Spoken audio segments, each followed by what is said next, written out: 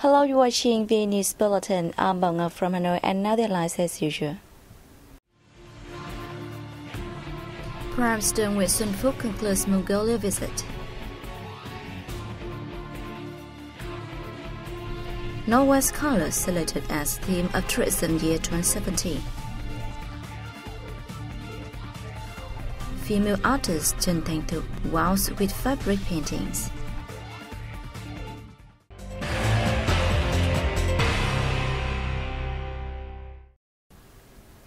Prime Minister Sun Phúc and a high-ranking delegation of the Vietnamese government had concluded an official visit to Mongolia and attendance at the 11th Asia-Europe Meeting Summit at the invitation of Mongolian President Tasakia and Magdosia and Prime Minister Jagatunga and Rittenbat.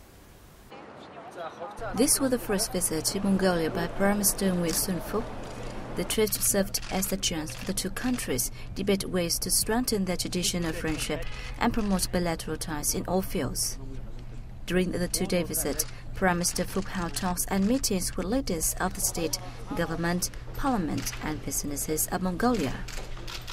At their talks, Prime Minister Phúc and his Mongolian counterpart, Rittenbat, exchanged views and agreed on a range of measures to beef up Vietnam-Mongolia relations. The two prime ministers agreed to increase mutual political trust and understanding through the exchange of visits and meetings between senior leaders, as well as enhanced cooperation in security and national defense. While in the country, Prime Minister Phúc attended the Vietnam-Mongolia Business Forum, where he promised to create the best favorable conditions for Mongolian enterprises to invest in Vietnam. Prime Minister Sun Phúc and his wife also had separate meetings with President of the Mongolian-Vietnam Friendship Association and the Vietnamese embassy staff and overseas Vietnamese who are working and studying in Mongolia. Following the Mongolia visit, Prime Minister Sun Phúc attended the 11th ASEAN Summit, together with leaders from other ASEAN member states, the European Union, and the ASEAN Secretariat. In his speeches delivered at the plenary meeting and thematic sessions, the Vietnamese leader urged the forum to rejuvenate and enhance the effectiveness of partnerships towards the new level in the world. He affirmed that Vietnam will work hard in joint efforts in elevating ASEAN cooperation and will foster partnerships and affiliation mechanisms among Asian European economies through the ASEAN community, as well as the existing bilateral and multilateral partnership mechanisms. Prime Minister Phúc also called for stronger cooperation within ASEAN to maintain security, safety, and freedom of navigation in the sea, stressing that all disputes must be settled through peaceful measures on the basis of international law, including the United Nations Convention on the Law of the Sea 1982. On the sidelines of the summit, Prime Minister Phúc had bilateral meetings with leaders from China, Bulgaria, Laos, Finland, Switzerland, Singapore, Thailand, the Republic of Korea, Germany, Malta, Poland, the Netherlands, India, New Zealand, Japan, Slovenia, and the European Commission. At these meetings, Prime Minister Phúc affirmed that the Vietnamese government's resolve to develop its relations with the nations and called on the foreign leaders to support Vietnam's role in international organizations. The leaders also discussed complicated developments in the sea, the ruling by the Permanent Court of Arbitration, and the implementation of the United Nations Convention on the Law of the Sea 1982.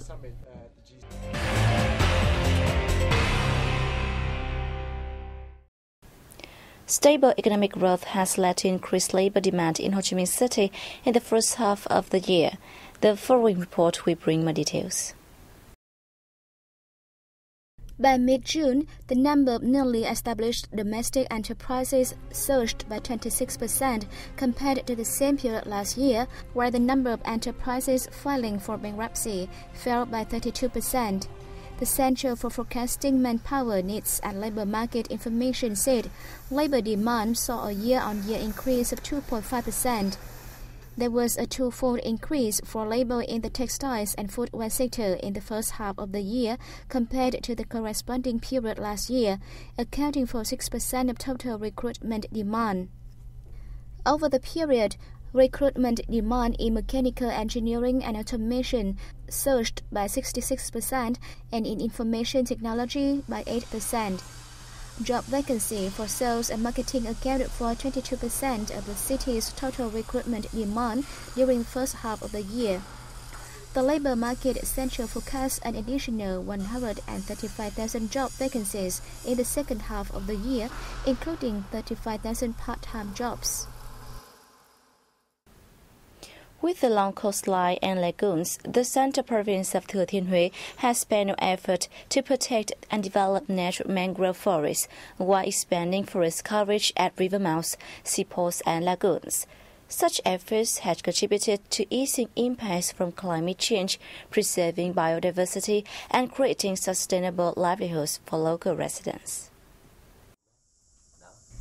Having relied on Cha forest for nearly 3 decades, Mr. Nguyễn Ngọc Đáp from Hương Trà town, Thừa Thiên Huế province, has been well aware of practical and huge benefits brought about by mangrove forests. He has made the best use of mangrove forests in aquaculture to stabilize the life of his family. Each 500 square meter rice field brings a profit of about 50 kilograms of rice.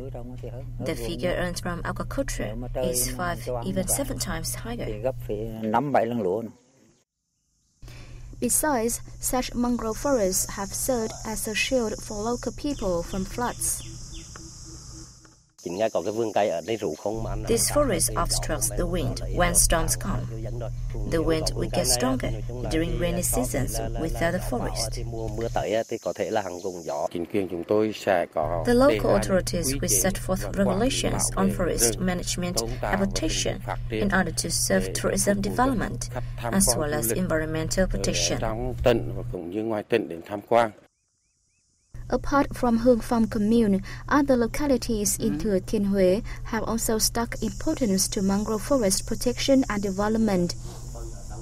The central province aims to plant about 150 hectares of mangrove forests by 2020, which cover many aquaculture areas, helping the locality curb and adapt to climate change. Thừa Thiên Huế province is expected to plant about 150 hectares of mangrove forests in the next 5 years at river mouths and lagoons, along with protecting the natural forests.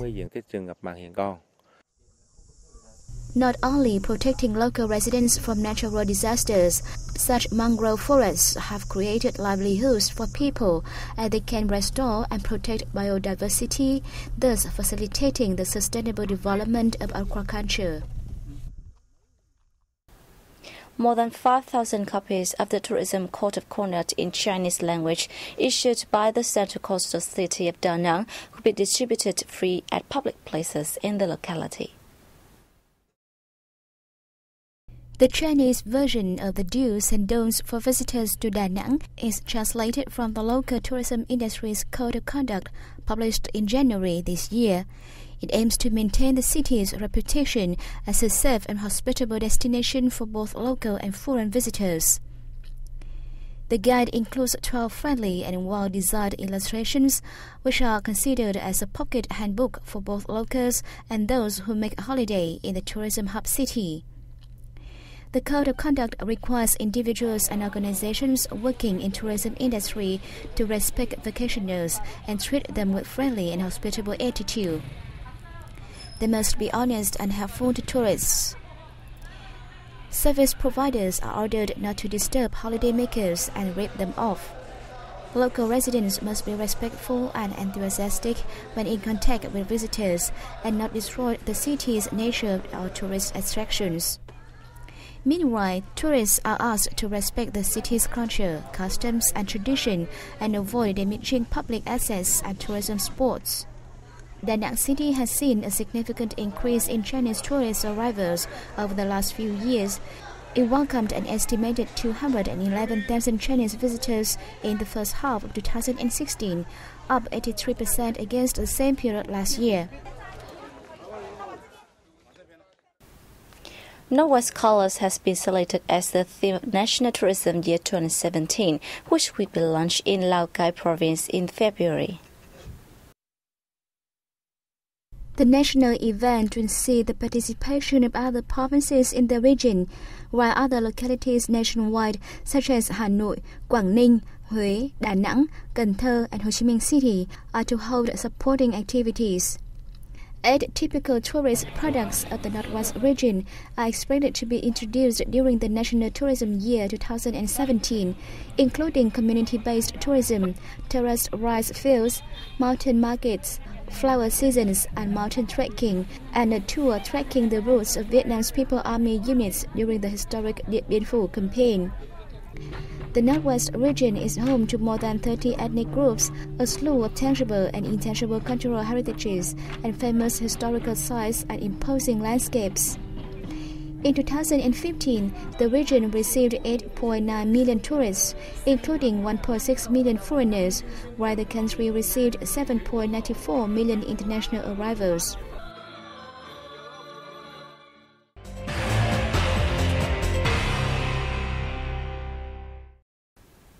With her meticulousness and skills, especially a passion for fabric, artist Trần Thanh Thục has pursued the art of making paintings from fabric for over the past 30 years, leaving her own mark in the world of art. Join us to see the artist and her paintings. At first sight, these paintings seem to have the style of lacquer paintings. But in reality, they are made up of hundreds of small pieces of cloth. Artist Trần Thanh Thục has dedicated the last 3 decades of her life to making these unique pieces of art. Being born and grew up in the Red River Delta province of Nam Định, Thục discovered her love for art since she was a small child. The way she makes paintings involves neither pencils nor paints, but scissors, pieces of cloth, and glue. A process that requires careful assimilation of fabrics with different designs and colors, which seems to be a tiring job. Yet for Thục, it is her way to find passion and happiness. I want everybody to see that even with fabric, you can create paintings. You can create the image of an early foggy morning, a hot summer afternoon, or a warm and quiet evening, just like using lacquer or paint.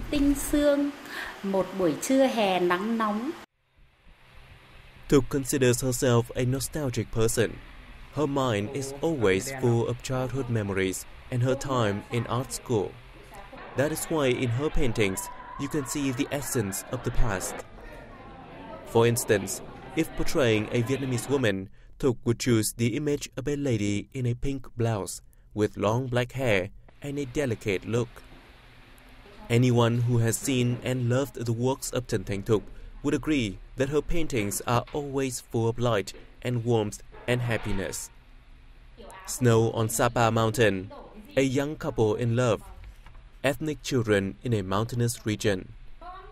Moreover, for those who pay attention, you can often see the image of a woman and her young child in Thuk's works, a reflection of her life as a single mother. I want to share my experiences with everyone, the beautiful sceneries of our country, from the mountainous regions to the sea. Our nation is wonderful. Just kidding, as she said, it usually takes her 30 years and 1 month to finish a painting. 30 years to experience the life, and 1 month to make the work. And that has wrapped up our news bulletin. Thanks for joining us, and goodbye for now.